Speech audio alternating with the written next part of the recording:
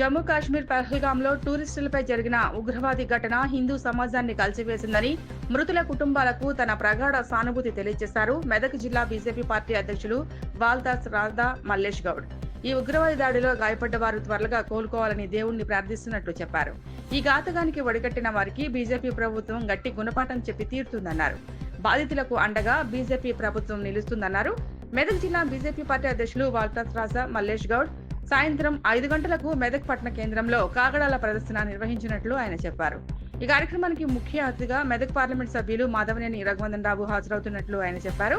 హైందవ హిందూ బంధువులు, కుల సంఘాలు, బీజేపీ నాయకులు పాల్గొనాలని, అదేవిధంగా మెదక్ జిల్లాలోని అన్ని మండల కేంద్రాల్లో, మున్సిపల్ కేంద్రాల్లో కాగడాల ప్రదర్శన నిర్వహించాలని, ఈ కార్యక్రమాన్ని ప్రతి ఒక్కరూ ఎంతో ప్రతిష్టాత్మకంగా తీసుకుని నిర్వహించాలని ఆయన కోరారు.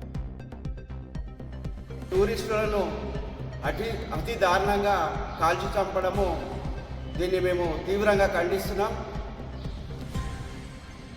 పాకిస్తాన్ ఉగ్రవాద సంస్థకు మేము ఒకటే హెచ్చరిక చేస్తున్నాం.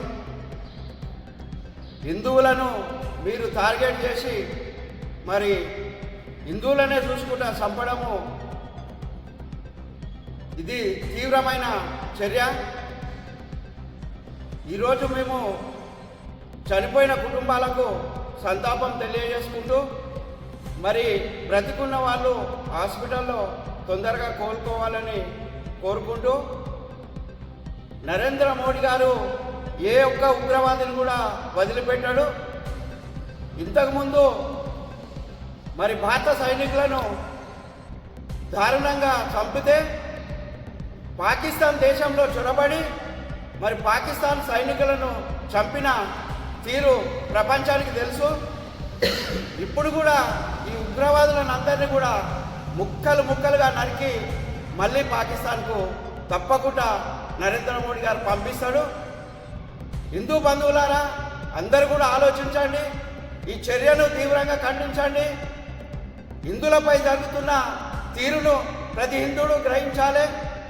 మరి ఈ యొక్క తీవ్రవాదులను చంపేటంత వరకు కూడా ప్రతి హిందువు దీన్ని ఖండిస్తూనే ఉండాలని ప్రతి సంఘ నాయకులు అందరూ కూడా దీన్ని తీవ్రంగా ఖండించి మరి వారిని చంపేంత వరకు కూడా హిందూ